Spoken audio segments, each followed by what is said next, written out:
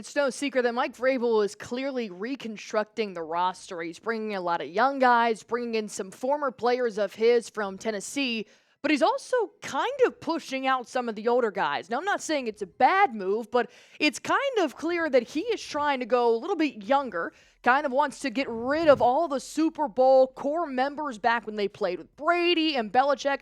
It literally looks like Mike Vrabel is just starting with a clean slate, and he wants to make New England his own by creating his own dynasty. Now, like I said, I have no problem with that, but I'm starting to notice some trends that are making me believe that one other veteran may no longer be with the Patriots in 2025. And I'll break that down here on today's show. I am your host, Allie Barefoot. I'm also here with Brett Alper, who will be taking over for me as the new host of Patriots Today by Chat Sports. In case you guys did not know, this will be my last video here at Chat Sports. I've really enjoyed my time talking with you guys, talking to the Patriots, but I have accepted a new job just for my own personal career advancement. I have loved my time at Chat Sports, and I really, really hope you guys still support this channel and support Chat Sports. So, with that being said, the Patriots are not going to sign Cole Strange's fifth-year option reportedly. I mean, I can't say this is the biggest breaking news I've ever seen. I mean, I barely even watched Cole Strange play in the last 3 years to no fault of his own, just a lot of injuries, and sometimes that happens with the Gentle Giants on the offensive line. But with that being said, Cole Strange was a first-round draft pick all the way back in 2022, and it looks like Vrabel doesn't really want to move forward with him. So he will be a free agent in 2026. I'm also very intrigued to see how much he'll play this year, albeit if he's healthy. Right now, because you picked up Will Campbell at your left tackle position, you have Garrett Bradbury at your center along with Jared Wilson. The only position really left for Cole Strange to try and thrive at is left guard. But you still have Caden Wallace, Sidney So, Layden Robinson. So will Cole Strange really make that big of a splash in 2025? Well, he was drafted first round of 2022, as you guys know. Brett Alper saying when he was drafted, he's like, who the hell is this guy? And 3 years later, well, he's been kind of a fluke. Suffered a torn patellar tendon. Obviously, that is going to be the number one story for Cole Strange's career. I mean, he had to relearn how to walk, how to run, how to jump, completely reconstructed his knee. And he only played one full season in the NFL with 17 games played back in 2022. Of course, that was his rookie season. Since then, well, it's just been a great decline.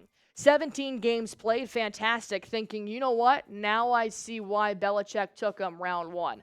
And then, 10 games played in 2023, that's when the injury happened. You're like, oof, hopefully he bounces back. Clearly didn't. Only 3 games played in 2024 to no fault of his own. Absolutely. This is a rehab. It happens with injuries, especially for Gentle Giants. I mean, that's a big muscle, big guy, big position. Injuries are bound to happen. But Alper not re-signing him, not going to extend him to that 5th year on this rookie contract. I'm not surprised, really. I can't say I'm surprised one singular Unfortunately. bit. Yeah, I mean, his rookie year, it was kind of, I just showed you the video. I was screaming in a room, like, why are we taking this UT Chattanooga guard in the first round of the NFL draft? But he just can't stay on the field. No. And it really seems like Mike Vrabel is like, okay, well, we've seen what you've done. You can't really stay healthy. We have a whole bunch of other pieces on this roster. I think it's time for us to move on from this. So obviously still be on the roster this year, but next year, Mike Vrabel's obviously thinking 2 years ahead. This isn't. You're not going to be Super Bowl contenders in the first year. Kind of thinking, all right, this is down the road. It's better if we just decline this option. And I, like I said, I don't blame him, really. With a guy like Cole Strange, he always has the opportunity to prove himself, play 17 games this year, and prove that he should be on a contending team. And then, of course, the Patriots can take action later on in the future. But I could see him easily hitting the free agent market. I could see him being beat out. That's why this year is going to be so big for a guy like Cole Strange. And I'll ask you guys now, you kind of hear Alper and I not surprised, not, really concerned about this move at all. But do you agree with the Patriots not picking up Cole Strange's 5th-year option? Type A for agree, type D for disagree. Let me know how you guys feel about the former first-round pick back in 2022. Like you said, the guard out of UC Chattanooga. Chattanooga, which is crazy. UT Chat. So, also, with the move of Cole Strange, that is what kind of started this domino effect of, wow, we've already said goodbye to a lot of familiar names with the new Mike Vrabel era. Are there other possible returning Patriots from last year or years prior that Mike Vrabel might move off from? because I'm just going off of routine here and consistency. We got rid of Jonathan Jones and Dietrich Wise Jr. They both signed with the Commanders in free agency. They released Captain David Andrews. They released Captain Joe Cardona. And they released Captain Juwan Bentley.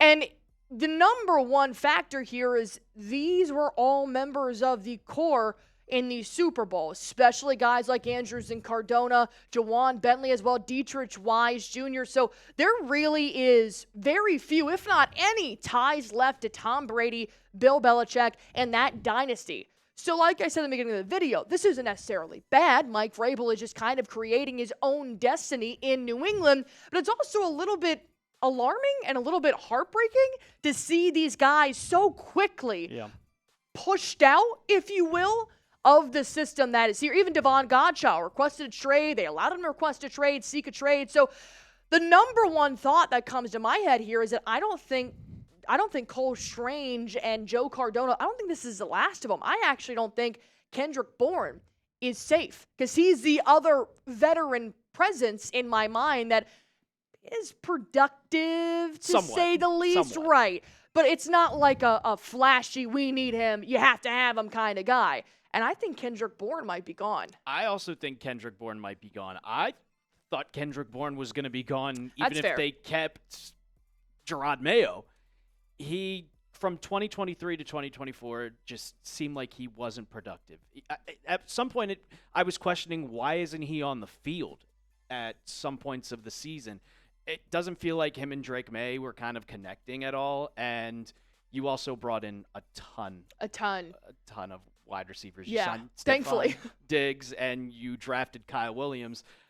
I think Kendrick Bourne is kind of the odd man out here.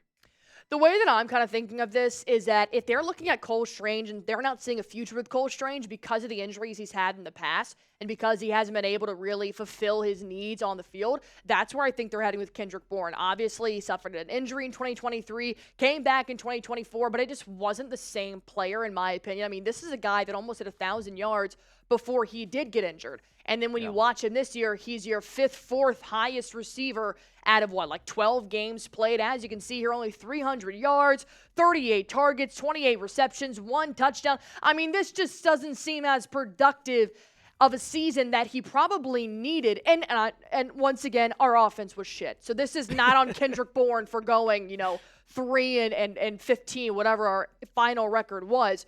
But with what is happening and the way that Vrabel is kind of moving forward with this roster, and like Alper said, we've already signed so many receivers in the offseason that it's either Kendrick Bourne needs to have the training camp of his life to fight for his spot in the 53-man roster, or I could see him unfortunately being waived like the rest of the veterans who have unfortunately said goodbye in the last couple of months. Because now you still have your veteran receiver in Stephon Diggs, who Bourne served as your veteran presence in the locker room last year, but now you have Diggs. You signed Matt Collins, who honestly is going to be fighting for his position as well.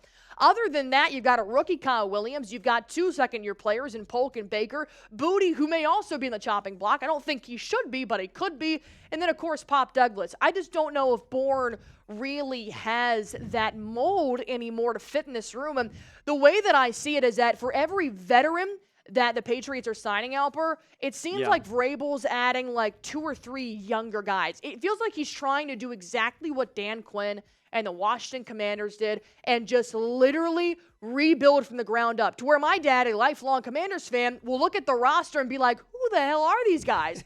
Because there's nobody familiar on that roster anymore. I also like, with going a lot younger too, you said your veteran presence in Diggs.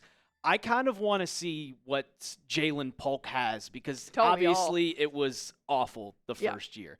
But you know what you got with Kendrick Bourne. He's 29 years old. With Polk, there's still potential there. Right. And I feel like it'd be easier to get rid of Bourne rather than a guy who still has a ton of years to develop with Jalen Polk. Oh, absolutely. The ceiling is higher for Polk than it is for Bourne because we've already seen him at his prime. Now he's had injuries. Now he's just trying to get back to where he was. But that was also 2.5 years ago. Whereas Polk, obviously, he struggled in year one. There is no debate about that. But now he's in a completely new system with a much better offensive coordinator in Josh McDaniels. So I do think that Polk has a lot more upside. than a guy like Bourne does. And if anything, Vrabel has shown us is that he's not afraid to push out the 28-year-olds to 33-year-olds and say, hey, we're making room for some younger guys that can offer us a little bit more here, which I don't blame him. I do not blame him at all. This is a business.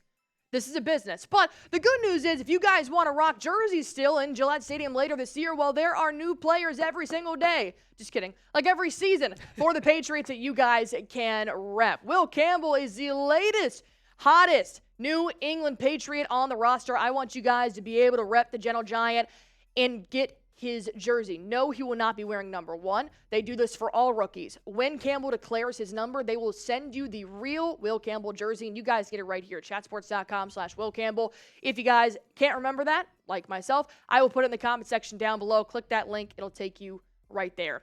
Now is the time for you guys to put your opinion on this piece with myself and Alper. Will the Patriots release Kendrick Bourne? Type Y for yes, type N for no. I think it's going to be yes. I think he's going to get probably one preseason game, maybe Oh, training camp, no. and then if he doesn't show up. You can't tell me we shouldn't be Hard Knocks. We should so be Hard Knocks this year. Oh, that'd be awesome. That'd be awesome. I've been waiting. I was always like, We should so be Patriots Hard going to be Hard Knocks? Nope. It might be the Browns, but I think it should be us too. But That'd be awesome. do you think the Patriots will release Kendrick Bourne? Let us know in the comment section down below. As always, be sure to hit that sub button for me on Patriots Today by Chat Sports. Thank you guys so much for listening to me, listening to my takes here at Chat Sports. Please support this channel, support this company. They're a fantastic company to work for. And please show Brett Alper the respect that you have shown me during my time as a host of Patriots Today by Chat Sports. Alper, do you have any words about taking over Patriots Today? When I joined Chat Sports back in December, I knew it was your channel, but I was hoping one day I'd be able to talk about the Pats. I did this for you, Alper. I'm wishing you the best, Allie. I've told you this before. It was awesome. I think it's been 6 months. I think today is my 6-month Congratulations. Yeah, today is my 6 months. But I am so excited to be talking about the Patriots. If you've seen me on Twitter, @TheRealAlper, I always tweet about them. I'm part of the Patriots Twitter just nation. I am so excited to bring you guys just everything every single day, talking about the Pats and giving you guys insight. And you'll see my crazy reactions like Allie just saw me reacting to Cole Strange getting drafted by UT Chat in the first round. Fair. You guys got a good one. Thank you so much. And be sure to hit that sub button on Patriots Today by Chat Sports.